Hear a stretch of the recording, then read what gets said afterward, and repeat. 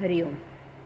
आज शनिवार 8 जून 2024.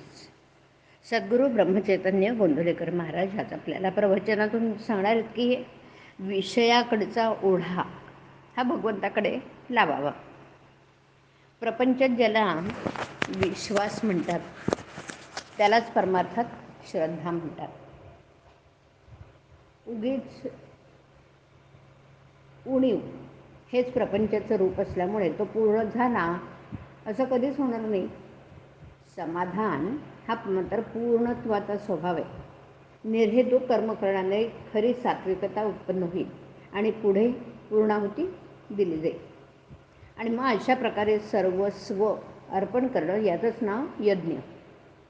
त्याग आणि भगवंताचं स्मरण हा यज्ञाचा खरा अर्थ होय. परमार्थ साधला की बुवाचा देह पुष्ट होतो. तो काय दुधाचा रतीब लावतो?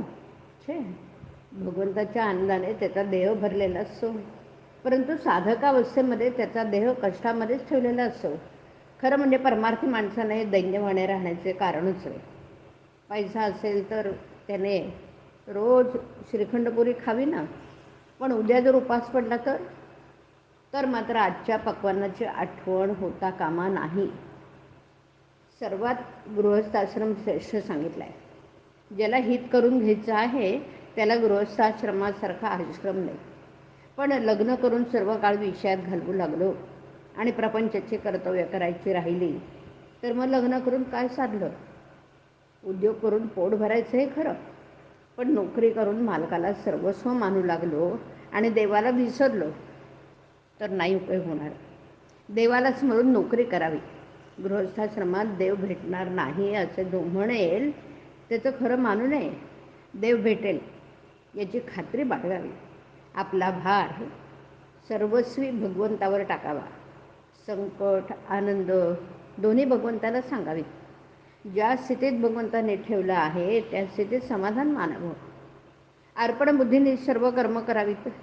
ज्यात माझं मन मला खात नाही ते काम चांगलं असं समजावं. कोणत्याही मनुष्याला जोपर्यंत प्रपंचामध्येच सर्व काही आहे असं वाटतं तोपर्यंत परमार्थापासून तो दूर असतो. वाईट लोक समाधानात दिसतात पण खरं ते तसं नसतात.